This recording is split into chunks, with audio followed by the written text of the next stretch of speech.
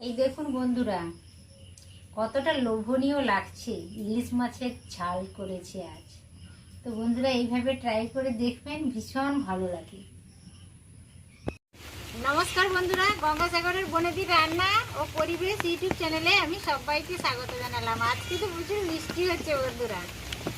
আমি সেই বৃষ্টির মধ্যে বসে গেছি। মাছ একটা বিশাল বড় ইলিশ মাছ এনেছি। এই যে 800 গ্রাম আছে ওজনে। তো বৃষ্টিতে ইলিশ মাছ দারুণ খাওয়া দাওয়া জমবে। এই ইলিশেরই আজ আমি একটা রেসিপি করব আর সবার সাথে সেটা শেয়ার করব। দেখতে থাকুন শুরু থেকে শেষ পর্যন্ত। ভিডিওটা স্কিপ না করে অবশ্য আমার পাশেই থাকবেন। আমার চ্যানেলকে সাবস্ক্রাইব করে বনেদি পরিবারের একজন বন্ধু হয়ে যান বরাবরের মতো। তাহলে আমি এখন মাছটা কাটছি, তারপর রান্নাটা করব। আমাদের বাড়িতে 3টা বিড়াল রয়েছে বন্ধুরা। এই আঁশ খেয়ে নাও। এই যে 3টা বিড়াল রয়েছে। একটা বিড়াল আঁশ খেতে খুব পছন্দ করে। মাছ আমি যদি কাটতে বসেছি, ও চলে আসবে আঁশ খাওয়ার জন্য। চুপ করে বসো টলু। এই দেখুন বন্ধুরা, মাছের পাখনাগুলো কেটে নিয়েছি। আঁশটা পরিষ্কার করে তুলে মাছটা ধুয়ে এনেছি, ফুলকাটাও বের করে দিয়েছি। এবার মাছটা আমি ভালো করে কেটে নেব। সিজনের প্রথম বড় ইলিশ আনা হয়েছে আজকের বাড়িতে। একেবারে টাটকা ফ্রেশ ইলিশ।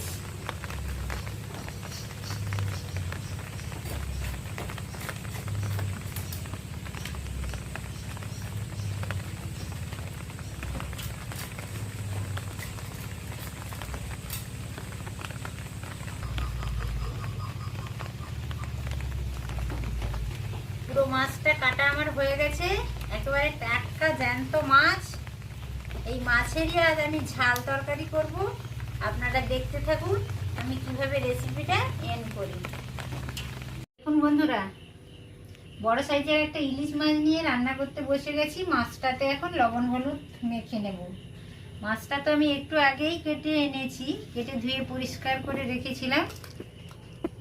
মাছটা রান্নার 5-7 মিনিট আগে আমি লবণ হলুদ মাখিয়ে রেখে দেবো, তারপর তরকারিটা করব। মাছে আগে লবণ হলুদ মাখিয়ে রাখলে মাছটা রান্না করতেও সুবিধা হয়, খেতেও সুস্বাদু লাগে। সিজনের প্রথম ইলিশ মাছ আজ রান্না করছি।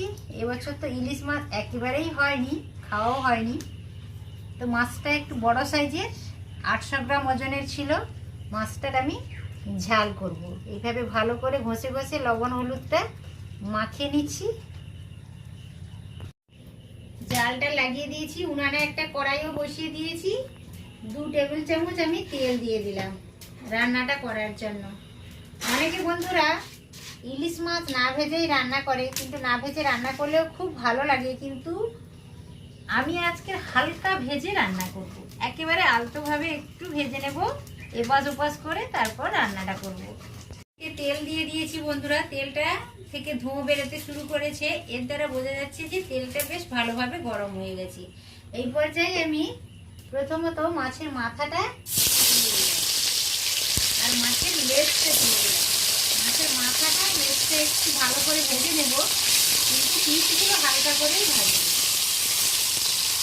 লেজটা আর মাছের মাথাটা বেশ ভালো করে আমি ভেজে নিয়েছি। পিসগুলো একেবারে হালকা করে ভাজবো, তুলে দেবো, নামিয়ে নেব।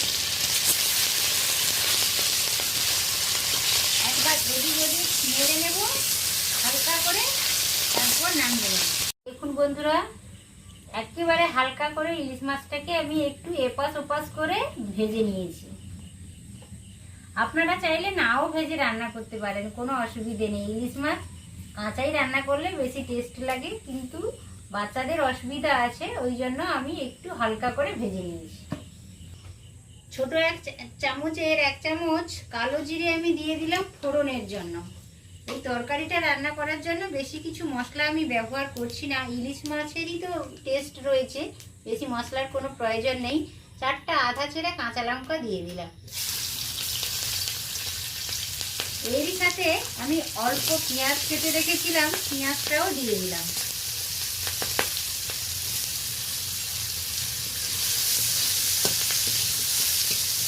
পেঁয়াজ কাঁচা লঙ্কা ফোড়নের সাথে ভালোভাবে মিশিয়ে নিচ্ছি।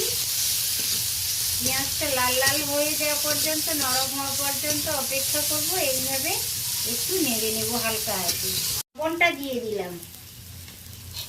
লবণটা দিলে পেঁয়াজটা তাড়াতাড়ি নরম হয়ে যাবে, সুবিধা হবে, ওই জন্য আমি লবণটা দিয়ে দিলাম। এই দেখুন পেঁয়াজটা বেশ নরম হয়ে গেছে। তো এই পর্যায়ে আমি অল্প জল দিয়ে দেব।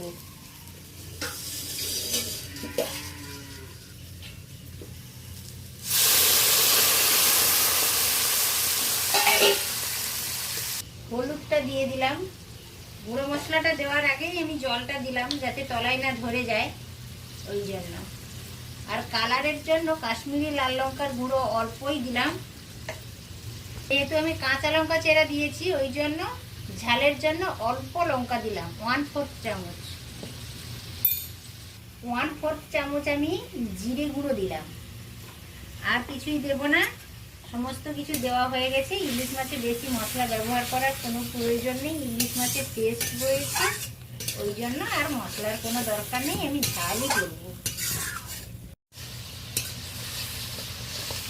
হালকাভাবে নেড়ে নিচ্ছি।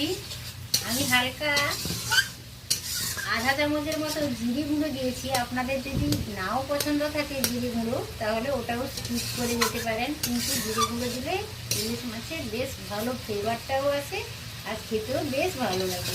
এইভাবে একবার হলেও ট্রাই করে দেখুন।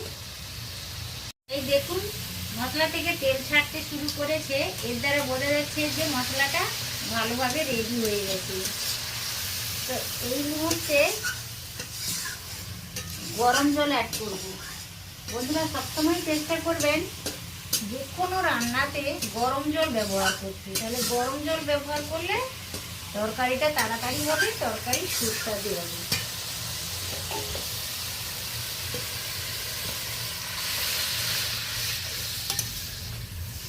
আপনারা কত পিস মাছ নেবেন সেই অনুসারে জলটা দেবেন, এবং কতটা পরিমাণ ঝোল রাখার প্রয়োজন আপনাদের জলটা বুঝে অ্যাড করবেন।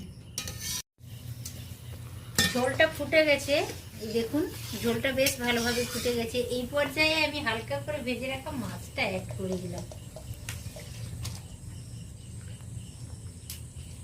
হালকাভাবে ঝোলের সাথে একটু নেড়ে নিচ্ছি। এই দেখুন বন্ধুরা তরকারিটা প্রায় কমপ্লিট হয়ে এসছে। আমি হালকা হাতে একবার নেড়েও নিলাম। আর 4টা কাঁচা লঙ্কা আমি অ্যাড করছি। কাঁচা লঙ্কাটা অবশ্য অপশনাল, আপনারা দিতেও পারেন নাও পারেন, কিন্তু কাঁচা লঙ্কাটা দিলে বেশ ভালো একটা ফ্লেভার আছে, ওই জন্য কাঁচা লঙ্কা 4টা দিয়ে দিলাম। একেবারে হয়ে গেছে, খাওয়ার মতো একদম রেডি। এই পর্যায়ে আমি তরকারিটাকে নামিয়ে নিলাম। ইলিশের পাতলা ঝোল তো খেতে খুবই সুস্বাদু লাগে। তরকারিটা নামিয়ে নিচ্ছি। এই দেখুন বন্ধুরা কতটা লোভনীয় লাগছে, ইলিশ মাছের ঝাল করেছে আজ। তো বন্ধুরা এইভাবে ট্রাই করে দেখবেন, ভীষণ ভালো লাগে। ইলিশ মাছের ঝালটা আমার কমপ্লিট হয়ে গেছে, উনান থেকে আমি নামিয়েও নিয়েছি। দেখুন বন্ধুরা কতটা সুন্দর দেখাচ্ছে। তো আপনারাও এইভাবে ট্রাই করবেন। আর ভিডিওটা যদি ভালো লাগে আমার ভিডিওতে একটি লাইক দিবেন, আর চ্যানেলটাকে অবশ্য সাবস্ক্রাইব করে রাখবেন, আর পরিচিতদের মধ্যে শেয়ার করবেন। আজ তাহলে আসি বন্ধুরা, সবাই সুস্থ থাকবেন, ভালো থাকবেন, নমস্কার।